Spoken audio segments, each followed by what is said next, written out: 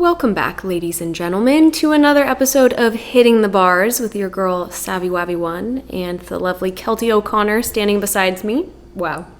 Standing beside me. Full name, too. I feel like Not my acceptance standing. speech. Yes. And thank you for winning the Grammy for Best New Artist. Oh, it's been too much. Thank you. Just been practicing. Does anyone else love watching the, acceptance speech fails or awkwardness when they're trying to hand it off or they're trying to do the speeches? I never watch the shows, but I love the TikToks of them accepting it something awkward happens. Oh yeah, fully. Because I'm imagine you winning that. It's the most nerve-wracking. It's televised. I'd be absolutely. My name is Keltie. I'd be I would like to thank Sir Benton, and then I'd just run away. I'd be don't trip. That's all I'd think about. Oh yeah, 100% trip. I'm putting money on. Mm-hmm. It's like prom all over again or something. Did you trip at prom? No. I did trip. I don't know if I've ever told this story. It's the most embarrassing story I've ever told in my life. Well, there's one other one. I think I did tell it. It was the gymnastics period thing. Didn't I tell that? Yeah. Okay. This is the second most embarrassing story. It was 6th grade. So you're about to go to middle school and it's graduation and you're accepting something. I don't remember what it is, but we're sitting crisscross applesauce. And when you do that, your legs go numb. And since we're 6th grade, we're the last ones to accept these awards. And my parents are there. And I don't remember what it was, but they call my name. Keep in mind, right with a W is the last of the alphabet as well. So I've been waiting a long time, and it doesn't dawn on me that I cannot feel my feet until they're so close to W. And so I'm panicking, crisscross applesauce. I'm hitting my legs. I'm doing everything. I'm get up, we gotta go. And they call me, and I'm it'll be fine. And I stand up, and I wobble a little bit, and then I walk 2 feet in front of me, and I fall. I eat shit because my legs were asleep. Yeah. And I just kept walking, falling until I got to accept my piece of paper. And it was the most traumatizing, embarrassing thing in front of the entire school. And I'm already going off to middle school where I don't know anybody. Thank God no such thing as cell phones back then. Thank God. I'm so glad cell phones had awful, I think it was, no, honestly, growing up, none of my phones had good quality photos. Even if they had our videos, it'd be so, it's filmed out of potato. So there's no damage in my straight potato. Years. I'm about to sneeze. Just. Bless you. Thank you. Woo. But yeah, so ladies and gentlemen, that I don't even know how we got on that. Oh, acceptance speech. It was not prom. It was 6th grade. Might as well been prom because 6th grade, I just feel you're awkward. You're just getting your period. Awkward. You're going through curves. I gained a lot of weight. Yeah. You got your period in grade 6? Yeah, it was either 6th or 5th. Wow. I was a young bloomer. I feel that's about half the girls get it. I was grade 9, grade 10. No, I think I was grade 10. I wasn't until high school. Wow. And I remember I had to play it so close back then. You don't know what's actually embarrassing and normal. So I remember in grade 6 hearing all the old girls who just matured talking yeah, these bras are just so annoying. And you could tell and not to mock them, but just girl we do dumb things. So they said it in a very braggy way because they got boobs. And fair enough. And I remember sitting there and being Mom, can I get a training bra? Remember training bras and things? So it's just to get used to it. I've never outgrown a training bra. But and then same idea. And so I just wore a bra all of junior high and high school, even though I never needed one. And then I remember all of junior high, all my girls would be period and all this and talking. I was oh yeah, it's so annoying.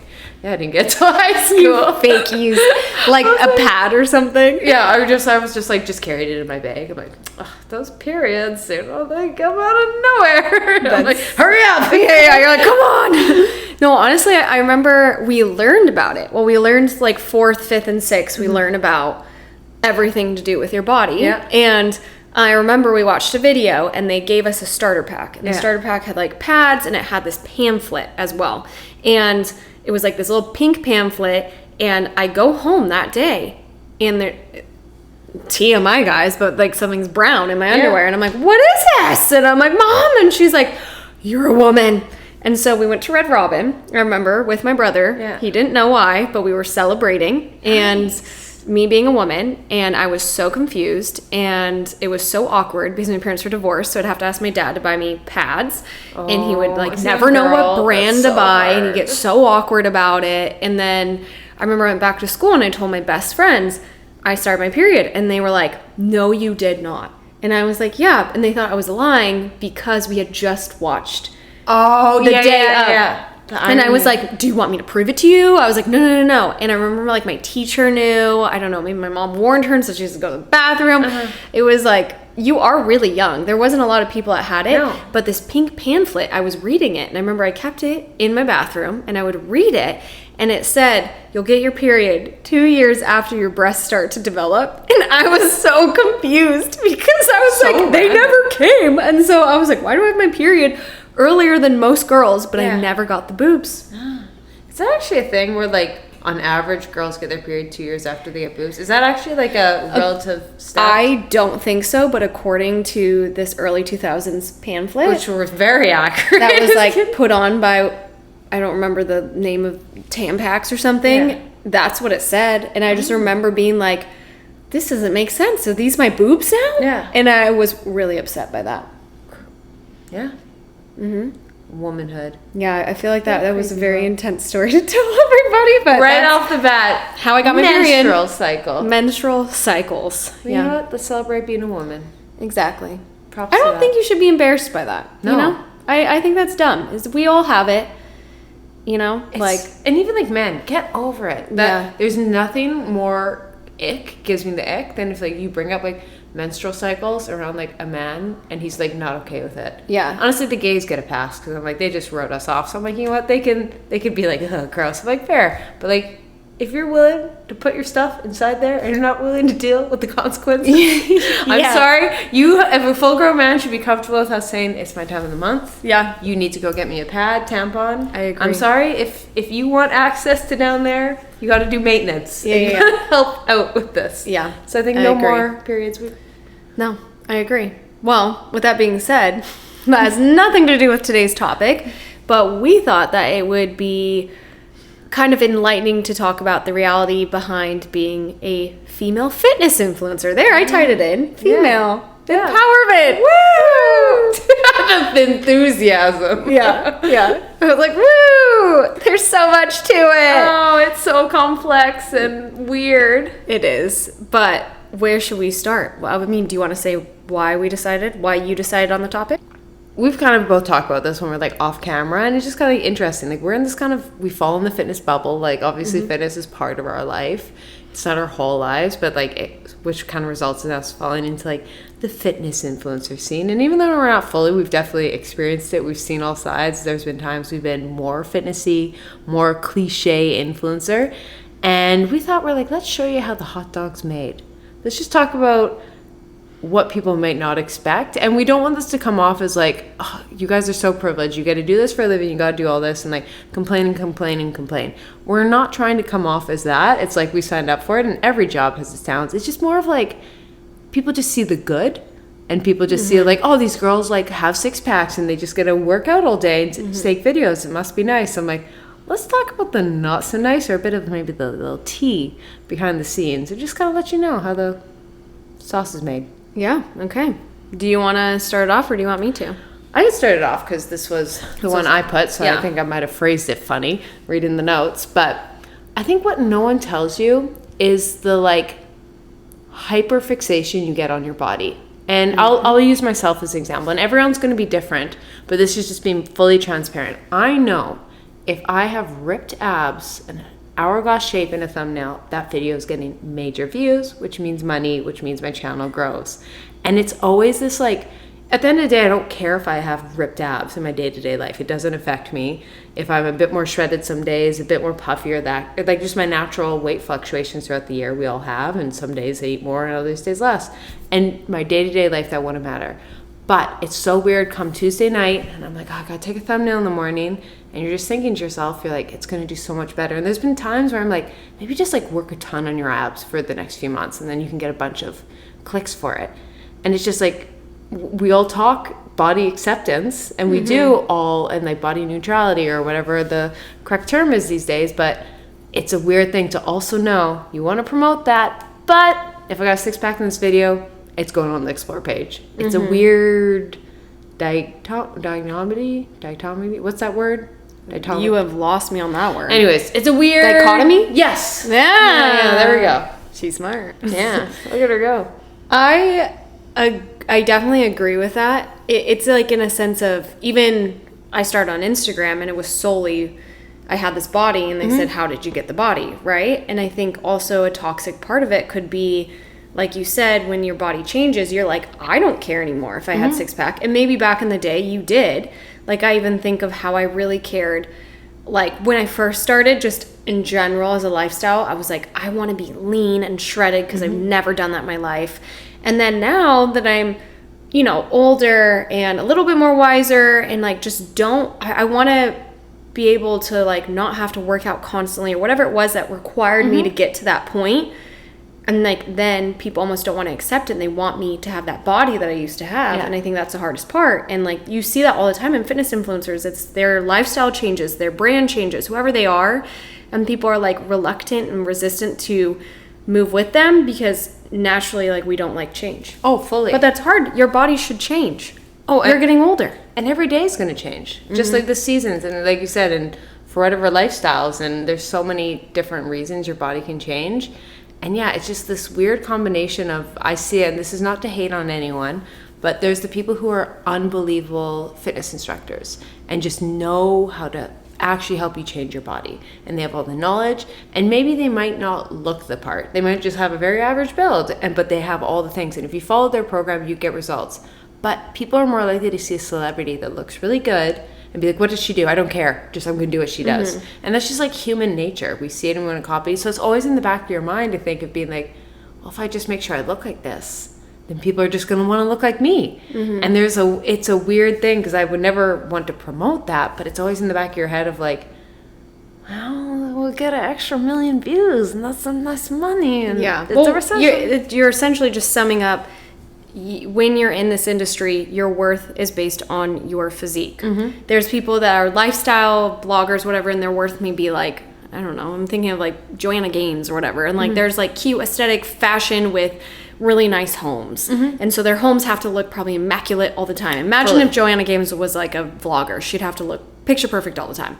Or even I think of like someone that loves recipes and their food has to look perfect all the time. Very similar. Yeah. That's their worth, is the food. So when you get into fitness, your worth is your physique. And I think that is so mind trippy and just like can be really harmful on that creator when maybe they don't want to be that point anymore. Or even you think of people at bodybuild and then like they get out of it and then they're like, oh, like people wanted to see the bodybuilding content, but that's not what I want anymore. Fully.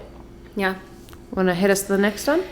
The second one is when you do sponsorships, you are quite literally a walking billboard. And what I mean by that, and like, don't get me wrong, I love sponsorships. I think it's fantastic to be part of a team and to feel, bigger than something and to build out a brand. But I think people don't realize what goes into sponsorships, and you may be confused, like, why doesn't this person ever promote a different brand, Doesn't always mean they aren't wearing a different brand in their day-to-day life. Oh, yeah. But there may be something in that sponsorship that they weren't allowed to say or whatever. They are solely, like, loyal to one. But it doesn't mean they don't still have, whatever it is. Even the Forever 21 leggings or something like that. Oh, yeah. And I think a lot of people don't talk as, like, that's their job. So you're coming on and you're wearing this item.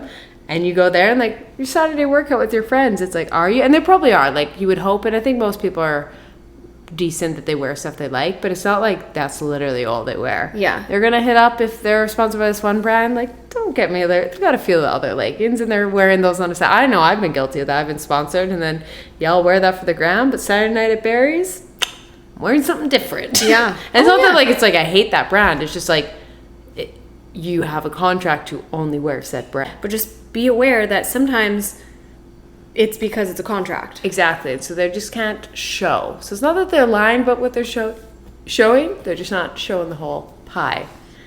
And also we even like talked about before. And with that also means just like your own kind of, I want to say personality.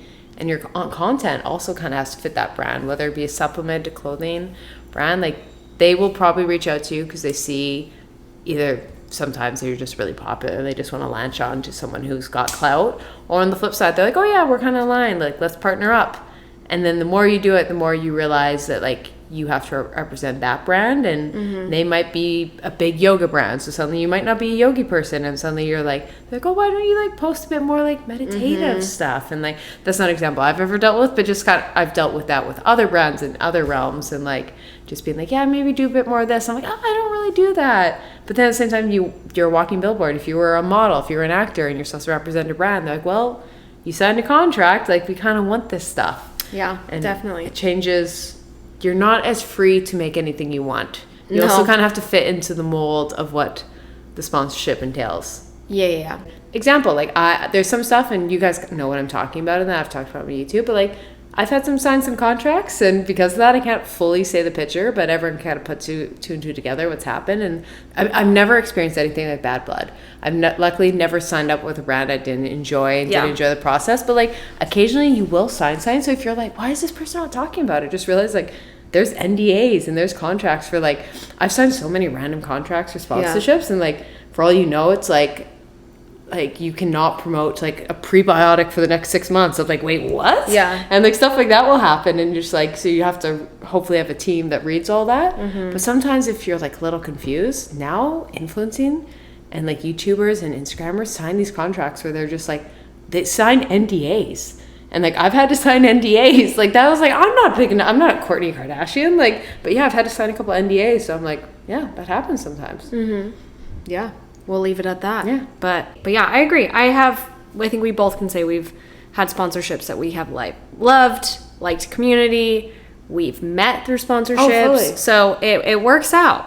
It's a good way to be larger than yourself and like get connected in a community. Yeah. And sometimes they're for a season or a lifetime. You know what I mean? Sometimes it was like, oh, this is good. It was a good partnership. And like, there's not even bad blood. It's just like, oh, the contract ran out, and that was just it. It's like not that deep. It was like, oh, it's just a temporary contract. We enjoyed the time and enjoyed the product, and then you just don't hear back for a little bit of time. You know what I mean? And then you'll hear back in 2 years, and they'll be like, oh, you want to do something else? I was like, sure. So I've had that, like, who's Element. Like, I did a contract, and we had a great partnership. It was just a couple sponsored videos. And I haven't heard back from them for months, and I'm like, I've given you so much free promo. And then they reached out like a month ago. I was like, thank you. Thank you. Please come back into my life. I talk about you for free so much. Yeah, so sometimes it's like, it's not that deep. It's like, why'd you stop talking? I was like, their budget's different. Yeah, that's true. All right, you want to hit us with the next one? Ooh, yes, this one. I think a lot of people don't take into account like how much fitness influencers specifically, and I think models and just like any, honestly, but specifically fitness influencers, I think are the worst for it, is like the dieting for just an Instagram photo or YouTube video or reel. And honestly, nothing wrong with it, but I think it's just being aware that you see these girls with these ripped abs, and it's not necessarily that they're waking up every Monday, Tuesday, Wednesday, Thursday, Friday, filming videos, posting it. Some do, and some are genetically blessed, some work really hard, but a lot will plan 1 or 2 photo shoots a week, or 1 or 2 photo shoots a month, and they will batch film a lot of stuff. So you don't, like, you got to understand, like, the week leading up, they're really dialed in on their diet. Maybe they literally went on a diet for it to get shredded. The night before, they're very like bodybuilding prep. Like they're eating the right food so they're not bloated. And in the morning, they're not drinking water. And they're probably working out on a fasted stomach. So they look really ripped. And then they'll film for 8 hours straight. And, you know, it's kind of makes sense. Like, you might as well just get all your work done in one day and then not have to think about getting to a gym with pretty lighting. And they probably rented out the studio. So that's understandable. Like, I have nothing wrong with that. I mean, just realize sometimes you're like, how do they look that perfect every day? It might have just been one day spread out over a month. Yeah. And, like, and I don't blame them. Like, at the end of the day, if I paid, you know, $1,000 to rent out a studio for a day, I'm going to get my money's worth. And, yeah, the night before, I'm probably not like, ooh, you got to be in a shorts and a sports bar tomorrow. Probably not best time to go for like 8-course Italian. Yeah. So you know what I mean? Like it just, but the audience should be aware of that. And then the influencer is like, yeah, fair enough. Yeah, that's true. And that being said, it could be angles as well. Yes, posing. Keep in mind. Good lighting. Posing, yeah, which I think like a lot of people reveal that now. So yeah, it's pretty self-standard. But like, yeah, it's okay if you look like a dork doing RDLs. We all do. They just found a really good angle to make their butt pop while they did it or something. Oh yeah, even as simple as like the good old like booty wet, or you like give yourself booty a wedgie. Scrunch? Yeah. I was like, I don't walk around the gym with it, but if I have to like, I'll do a bird dog and I'll look at my butt. I'm like, ooh, it's a bad angle. I was like, let's hike her up in there and redo it. And like, we've all done that. I love a butt scrunch. Yeah. But yeah, if I'm not filming, I don't usually butt scrunch it. Oh no, that's good for, honestly, if you're trying to got a gym crush and you're just trying to respect maybe if Michael's in a butt scrunch it. So if Michael's in, I'm a shorts girl, so it's either there's no butt scrunch or it's short shorts, and I'm like, I'm making a statement with the booty shorts and the butt scrunch. But you know what? Sometimes I'm feeling myself. Yeah. Well, on to the next one, and that is sometimes I think people, you can be under a lot of scrutiny where they think you have to be perfect with everything you say. And I think maybe Keltie's related to that in YouTube when it's long form, and it gives you a lot of room to make these judgments or whatever it may be, and they'll think you're toxic or they'll think you're incorrect because something science-based, whatever it may be. Moral of the story is we're humans. A lot of us also go through the same problems that majority of people do or are seeking in the fitness community. So it doesn't mean that they're going to always know the answers. I even think of some friends that like are going through something in life and like it may be portrayed on their social media, but that doesn't mean that they have to like know everything and solve everything, and that's okay if they took a break or whatever it may be. Yeah, and just fully in like understanding like we all post online. And I think it was like a bit different when like only a few people on platforms, so like everyone posts, and like there's different reason people post online. Like some people might just be showing their fitness journey, and people aren't going to them for fitness advice, but they just want to see someone who's in the same stage as them. Like I'll even give like Cody Co as an example. Cody trains, and it's like he's not an Ironman professional, but he's just documenting him doing an Ironman for the first time. And like, you know what I mean? So sometimes he says stuff and he's like, yeah, that was wrong. And you know what I mean? And like, you shouldn't be taking advice like that. Like he'll say, and he's responsible enough, and you got to be responsible when you get a big platform like himself. But like, I think there also comes to account that like people just get attacked for not being perfect. But at the same time, then people feel pressure to feel perfect, then it's staged, and then they're not relatable. But as soon as they're super relatable, people are like, why are you doing that? And you know what I mean? It's just like the never winning cycle. Do you remember this one girl that she was known for food combining? Her name? Oh, was it Mackenzie? Something. Kenzie? Was that her name? Yeah, I don't think she's still in the industry. I don't actually know. But I remember she got a lot of heat for that. Yeah. Because that was like a toxic mentality, and a lot of people were like, don't tell me what to eat, what fruits to put with. I don't know. I didn't follow her. But she came out being like, I actually struggled like myself, and I didn't even recognize like those problems that it could have brought up for a lot of people, and she publicly apologized. But I think like she herself during the journey said, I didn't even realize. So she's like, how was I supposed to promote healthy eating when I thought that was healthy eating? So I think sometimes you have to give them some grace of being like, they're human, they're figuring it out. They don't all have their PhDs. They don't all like research it like crazy if that's not something they're passionate about. But if it worked for her and she liked it and she ran with it, then it is what it is. I just think like, you're going to get offended no matter what you do half the time. If you leave your house, you're going to get offended. If you go online, you're going to get offended. And just like be kind, because you don't know. Maybe they're going through something and you can see it, but maybe they can't yet. Yeah, it's a tricky one. Shaming them is going to maybe make it worse. It's such a complicated, and there's no answer. It's because this is all new. Like we're all like, YouTube's only been around for like a decade, and it's the fine line of like we're all posting different levels. People don't want to watch a PhD lecture most of the time. They just want to see girls like them, but they don't have it figured out, especially if they're early 20s. I even look back to myself even just like 3 to 4 years ago on YouTube, and like some stuff I said, like I was like, I would never say that now. And it's not that it's necessarily bad, it's just like you grow. No, I agree. So give some people grace. Nobody is perfect. Everybody is just in their own battle, and you just don't know what they're going through. Yeah. And just, I guess, it's a complicated one. It is. Once you get a big enough platform, you are responsible. Definitely. But at the same time, a consumer also has to be responsible. Yeah. And like myself, like take everything you hear with a grain of salt. Do you know what I mean? Or like, maybe go about it in a better way of if something happened, maybe directly message them. Yeah. Maybe give them a little 2 cents, email them, whatever. But don't come at them in these like hateful videos, exposing videos on TikTok, or like comments. I just think that's such a cop out. Like if you actually cared about the well-being and wanted to have a conversation in a mature way, you would you wouldn't do it for the clout. Yeah. You know, or to, what do you think? I feel like you're going to say something else. No, like I was just even trying to process it because it's so complicated. I think it's one of those things like when you watch someone who's not a professional in doing something, just take into account it's just you're watching your best friend do something, and then if you go to the professionals for it, like we'll use Andrew Huberman's a great example. He's a neuroscientist. When he says stuff, it's been peer reviewed. His people he's bringing on are the top of the level. So when they say stuff, you know what? Take that with a really good, like take that to heart, maybe.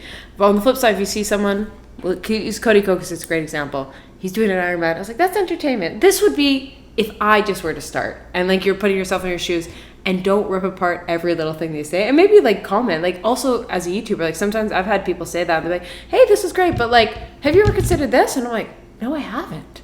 That's great, thank you. And like just like you can present it and like I talk to my audience, I try to respond to every comment, and like a lot of times I'm just like, oh, yeah, I will look into that. And like, you know what I mean? Is it's not being like realizing the person saying it is probably not always coming from like an evil place. They're just saying what they know. And so that's it's complicated, and that's why there's no right or answer, and what we're saying is very gray, not black or white. But I think it's just the reality of everyone living online now. True. Yeah. True. Okay, next one. I know I'll say this from my own perspective of how I get treated, and of never being fit enough to share your life or workouts. So this is one that I get quite often, not quite often, but sometimes, and like it's confusing, but they're like, you're never fit enough, in the sense that, as like, here will be my comparison. This is my own like personal journey. When I post myself online, I've never really been like a jack person. I'm not a crazy weightlifter, but like, I won't lie, I'm pretty fit. And like, it's like, I'm never coming out with like, I'm trying to win the CrossFit games or anything. That's not why people follow me, because it's like, oh, Keltie's the fittest person. Like, I've always just been well-rounded.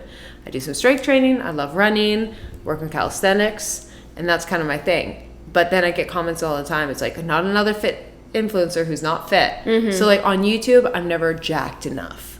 I'm never muscular enough. Like I don't have much. So like people will come on and be like, oh, she like barely even works out. Like who's her the right to say it? On the flip side, if I were to go put on a bunch of muscle, they'd be like, that's unrealistic.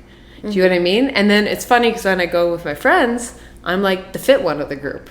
You know what I mean? So it's kind of like a funny, just this is irony. Like in my day-to-day life, I say like I'm in a top percent, like I work out. I get the opportunity to work out a lot. So in day-to-day life, I'm fit, but online, oh, like how dare her even call her, like talk about fitness when I don't have a six-pack or raging muscle. And I'm just like, I'm sorry, I'm long and lanky. Like, I'm fast. I get that with my training style. So then like, she doesn't lift heavy enough for this, or I bet she just eats like a rabbit and just does cardio or whatever it may be. And I'm like, why do I have to lift heavy to be validated in how I work out? Why, like, there are girls like me that prefer free weights and don't actually like to lift heavy. I've done that. I don't really love it. And I think it's exhausting because my body fights, like, whenever I try and like grow my butt, whatever it may be, it's like, it's so hard to maintain it that I'm like, I like this training style. It keeps me sane. I enjoy it.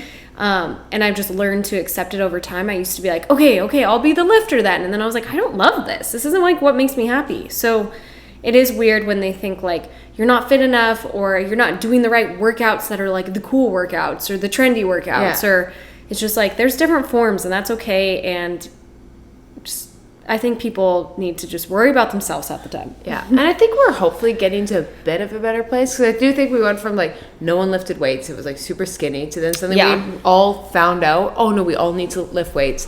It's not going to make you bulky. It's good for sports performance. It's good to just, lack of better terms, tone up. But now because of that, it became like anyone that wasn't lifting heavy was toxic, because you were like promoting the old school things. I'm like, hey, let's move past this, and you can weight train, but that doesn't mean like, it's just you have to resistance train. Weight training, like your body doesn't know you're picking up a barbell. Like I always say that, like your body doesn't know it's a dumbbell or a kettlebell. Like you just need to do resistance training, power training. You have to be strong and like power. Like you have to work on moving things with weight fast. That's power. Strength is just being able to move things that lift, like weigh. And your body doesn't know if it's a barbell or a horse. And so you know what I mean? This idea that like if you're not squatting a ton of weight, you're like a bad influencer. I'm like, think this is the case. On the flip side, if you're a badass girl lifting some heavy weight, I love it. Mm-hmm. And like, don't hate on them either. But you know what I mean? It's just like, you can have different. It's like hating on Asian and Italian food. Like, Italian, I'm like, they're both delicious. Mm-hmm. They're just different forms of food. And both have their place. Not one's worse than the other. Well, some people would debate one's worse than the other, but you're allowed both. Yes. You can have Italian on Sunday and sushi on Tuesday. That's fine. Yes. And going into my next point is there's a lot of comparison, and I'm guilty of that. Even Keltie called me out on that today, that like, I think it can be really hard when it's an industry full of like your physique and growing and all these different, you know, who's working with who and things like that, that I think it can be really like draining for not only a consumer. You view it as like, oh, it's fun, it's this person, I like this influencer, and then the other ones, they like, from an influencing point of view, maybe like feel paralyzed a little bit of being like, well, I'm not good enough, I'm not this, like, oh, this brand doesn't want to work with me, this like, that to me I think is the worst part. Oh yeah. And just like, I feel this is something everyone feels, but it's also weird that there's like numbers. Like, I feel for young kids growing up, it's like, it's just become such like, even though we had social media, it wasn't to the extent of like, I'm sure the popular girls have the most followers on Instagram, and like, just having that is such a weird thing not to compare, that like, oh, she has more followers, she must be doing better, and so I'm failing because she has 50,000, and like, brands also look at that. So it is a reality. It's like this, how do you not compare yourself in the numbers, and like realizing you got to do it for why you want to do it, and just stay in your own lane and for your people. But because comparison is the thief of joy. Yeah, because really you can be very happy, and like, I've realized that. I remember when I hit like 200,000 subscribers on YouTube, I was like, oh, I'm a YouTuber now, and I was like, oh, but what about 300,000? And you can like forever. And like, I try to also be appreciative of all those, because every number is a person. Like, I'm so thankful. And so like, I realize the extent, and like, I'm very thankful for all of it. It's not just a number. But yeah, it's just this weird mind game. If you're like, I would have been happy with 100,000. And then you hit 100,000, like, oh, but she has 200. So she's a bigger deal. She's better. She's more successful. So it's hard not to, but you just gotta stay in your own lane with anything in life. Yeah, that could even be like getting FOMO from friends hanging out and you couldn't go because you're working, or who's having a job, or who's having. It's always kids. It's also like appearance. Like, it's always fake in the end of the day. Also, you don't actually know anything that's going on in their life. Everyone, and I always forget it, but everyone's posting their best angle. Everyone, and we just constantly need a reminder, because I'm scrolling Pinterest and I'm like, wow, I'm hideous.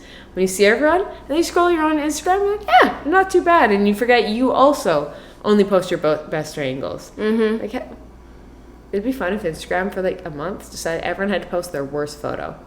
All you're allowed. Absolute worst. Yeah. I think we need like a cultural reset. No filters. Everyone's only allowed to post their, and not like cute like photo dump where it's like aesthetic and it's like, ooh, trendy, cool, blurry. I mean, like that photo that you would never let anyone see. We all have to post that. I feel like Be Real tried to do that. Honestly, I feel like Be Real is not that popular anymore. Do you feel like the wave left? It comes and goes. I feel like people get into it for a week and then it disappears, and get into it, and it's fun. And I always forget about it, and I never really scroll on it because I just forget. I'm like, oh, I already see them on everything else. But I feel like Be Real tried to be like, this is realistically what people are doing or something, and it's still like, somehow we still made it aesthetic. We still we worked the system. I know, you take one photo and you're like, ooh, this is a bad angle. Try it again. Yes. Cooler. I'm not trying though, but like, we've all retaken our B-roll. Sorry. Yeah. And then it's also depressing because I was like, cool. Every day it's me on my laptop. Every day. I always, whenever it goes off, I'm running. Oh, nice. But then I'm like, why? I'm sweaty. I'm just like, why would I want to be real while I'm running? See, I think it'd be best when running. You know, Simon, Millie's fiance, was like, Sav, we run at the same time. How do we not see each other? I'm like, what time do you run? And he was like, when you posted. And I'm like, I don't post while I run. I take a picture or a video and then I go about my day. And then later when I get home, I do it. And he was like, oh. Because there's some people that do it immediately. But I'm like, I won't get the run done. So I'll be like, click, click, run. Nice. Respect. It makes me a little more sane with my activities. It's like, post it later. Yeah. Not in the moment. With nothing. I used to, though. And then that's where it would make me insane. And I was like, it can wait. Yeah. It can wait. That's why I do a Monday photo dump on my Instagram story. I'm never in the moment.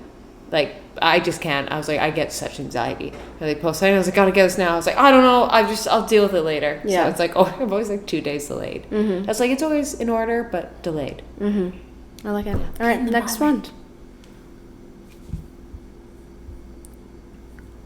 Oh. If your body changes at all, people just like assume you let yourself go.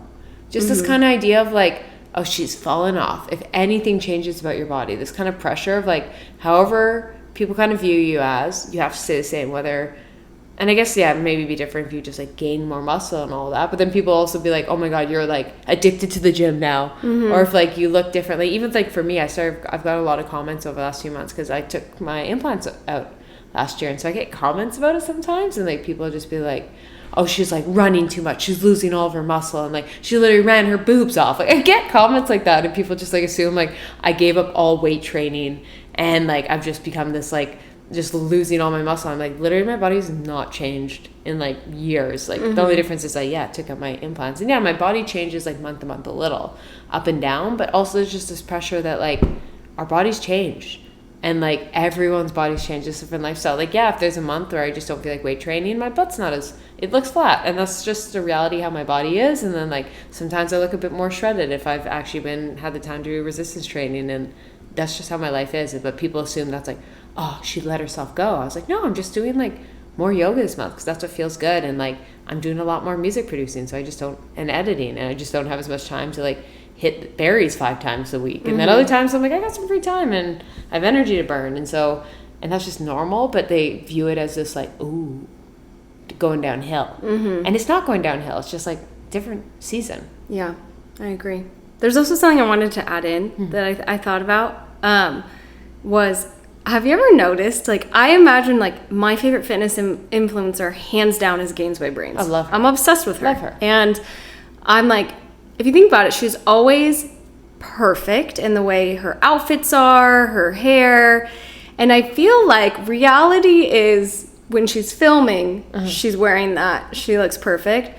But if she's just having a bad day, just wants to go to the gym, get it done at 5 a.m., she doesn't look like that. Yeah. Does that make sense? Oh, definitely. And I think we all do that. And like, but I was like, oh, I'm trying to think on her YouTube. I think she's a bit more like unedited on her YouTube. Oh, see, I don't watch her YouTube as often. And so that's why I just want to frame it. But then like, there's an art to like Instagram, which I respect. You're like, definitely. You're going and like, and there's some people want it unfiltered and they want that. But then some people are like, it's like Pinterest. Yeah. And I follow a couple girls like this, and like for inspo because they look beautiful, and I was like, oh, I love your outfits and I love how you look and I love your hair, and that becomes their identity, and you hope they enjoy it and they're not burnt out. But like you said, remind yourself that those photos, they're only posting back to what I said, when they're putting on their cutest. I'll use me as an example.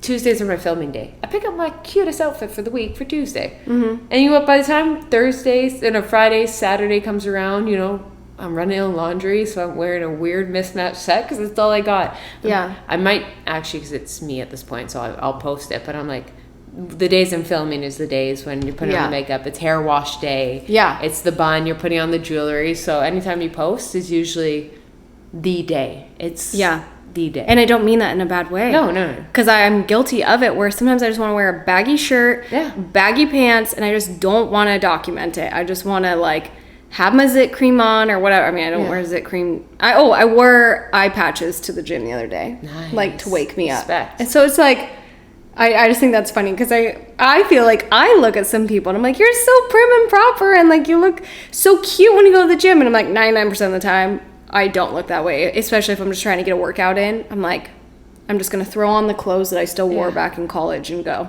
I guess here's also the catch-22 is put yourself in the influencer's shoes. You're having a bad day. You're bloated. It's your time of the month. What do? I am a baggy t-shirt, shorts kind of gal when I'm having just not feeling too hot.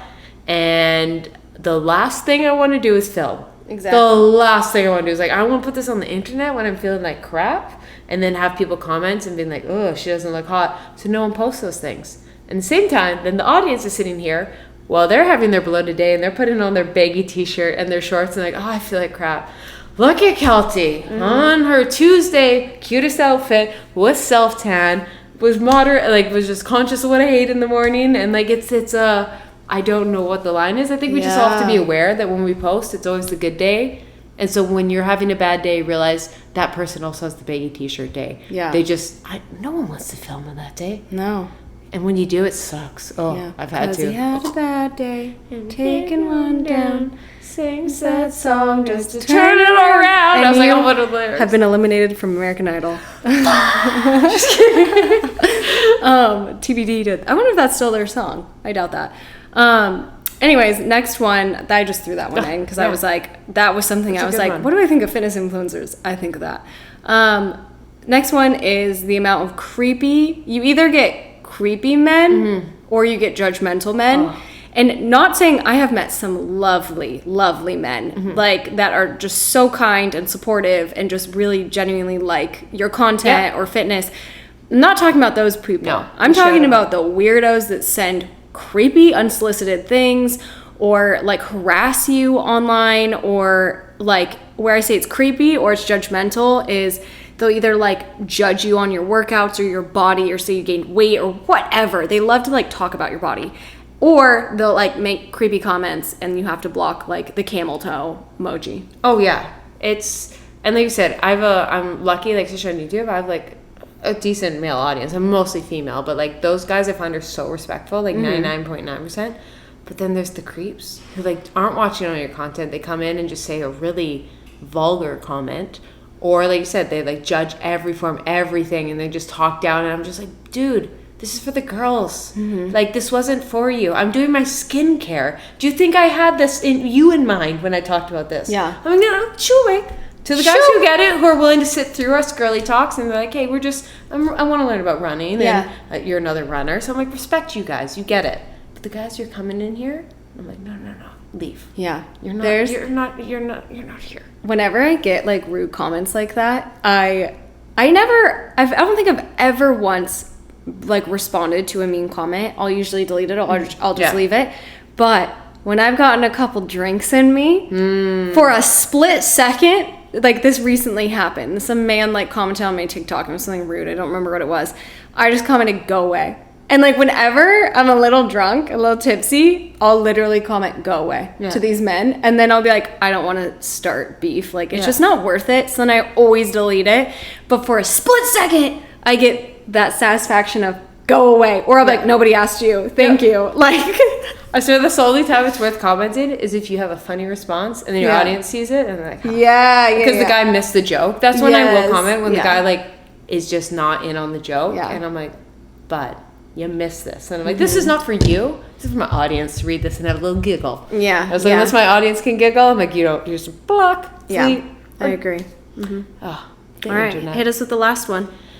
And someone, once again, I went to school for sciences. Big science girl. I will talk about Andrew Huberman for every podcast, like I always do, and annoying the hell out of everyone. But science-based community, I love. I love science-based facts. But fitness nutrition had like no science basis up till a couple years ago. Like it was just like everyone was guilty of like quick fixes and bogus things. There was like fat burning and just all this stuff that was not. And then the science community came into it, and it was great. And suddenly we started talking about like, eat clean, like what does that mean? And then, if it fits your macros came in, and just like, and then weight training came in, and all these bit more like science-based things that we needed, which has been phenomenal. We've brought actual studies to the fitness and nutrition side.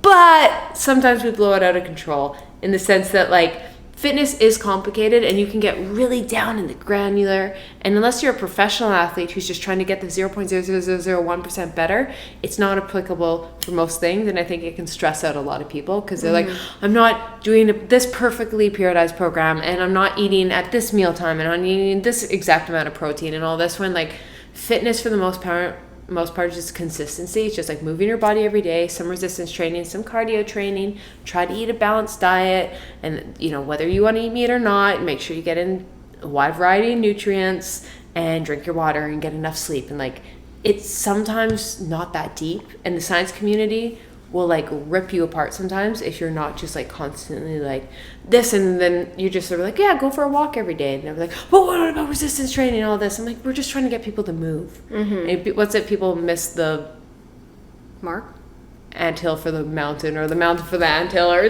don't know those sayings. I completely made one up. Okay. I completely made it up. But yeah, just like sometimes we're like, for the most people, we just need something that gets them consistently moving. Yeah. And wanting to enjoy eating healthy. And science community, sometimes people, or not even science community, but science community for the most part is good. People who take science and like rip you apart because you didn't textbook say this is the most periodized this and that. I'm like, let's just make sure we're all moving before we care if it's a perfectly periodized progressive overload program. Yeah. Also, it could like paralyze that person to not want to work out or do fitness because you shame them or you make it too complicated. So I feel like even you are more science-based and I'm more lifestyle. And I think that's a good mix because you acknowledge both, but also the way sometimes we want to live our lives. I'm like, I don't want to do the science route. I see the benefit. I understand it. But maybe for my own sanity, I go this route or vice versa for you, you know? So I think it's good to have the lifestyle girlies. I think it's good to have the science girlies. But when you go two all in one, because you do have to acknowledge, like, if you are trying to transform your body in your fitness journey, you do need the science. Yeah. So don't neglect that and be like, oh, if I just eat healthy every day and run, I'm going to get this. No, you do have to look at science. Same with lifestyle. If you want to be sane, you need to figure out a lifestyle. Exactly. And that was something I kind of always wanted my channel to be, is like, luckily, because, you know, I took science in school, I can understand, and I just want to take it and simplify. But like, I'm not even like the best at that. But like, I was like, because people can't understand. If you don't have that basics, how are you going to learn the science? And so I get ridiculed sometimes because I'll say it just basically. Because I'm like, yeah, it's not perfect, but it's a nice summary for the average person that can take it and it's actionable. Yeah. And like, you know what I mean? And realizing like, just don't attack people because they just try and give a basic, actionable habit that someone can build on. Yeah, I agree. Yeah. All right, we're going to end on a question. So, France proposed a new law that is requiring influencers to disclose if they use filters or editing. 110%. The world should say this. I don't agree. I think, why is it that person's responsibility if they offended somebody with their filter or editing? Yes, here's I guess my thought of people should just be aware of what they're looking at has been altered. And do you know what I mean? And so I think that's what it has to be. And I think there's a difference between like, and maybe I'm getting in the weeds. If you just change, like you add like a little bit of, you change the saturation and you do that. That was like, I feel that we can be okay with. Like people understand, because that anything you can just change with like lighting. Do you know what I mean? That, but as soon as like, if you're going to have to like Photoshop someone's waist in or anything like that, I think it would deteriorate more people from doing it, because as if no one got Photoshop, we'd all be in the same place. Because now everyone's photoshopping, we all look not like ourselves, and like totally. And so like I just think the consumer just like ads, like a lot of TVs have to do that. This has been altered and all this, and it just allows the person to understand and the consumer to realize like, yeah, this has been changed. And I just think it's, I'm for it. I guess in my mind though, I view it as like, I was never imagining somebody altering their waist.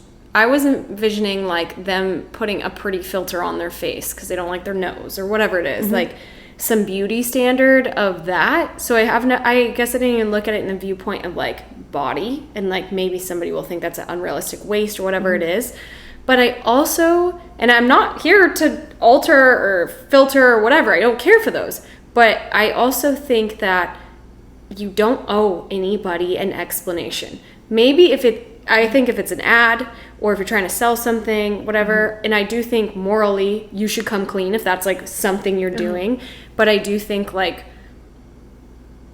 you just don't owe them an explanation. Just like Ariana Grande doesn't, Kylie doesn't. Like, I think as a human, I'm like, I think they should be allowed to do what they want, but I also understand how complex that is and how toxic it can be. Yeah. So I don't know. I'm trying to play devil's advocate because I'm like, I see if they want privacy, that's fair. Yeah. It's fine. Okay. I guess for me, and I'm all for like, do whatever you want with your body and do whatever the case. And that's what I'm like, you should be allowed to use those filters, but the people consuming it should be allowed to know that was a filter. Do you know what I mean? And so that's why I'm for it. I was like, I'm not saying you don't have to use your filter. Put on anything you want. If you want it to completely change your face.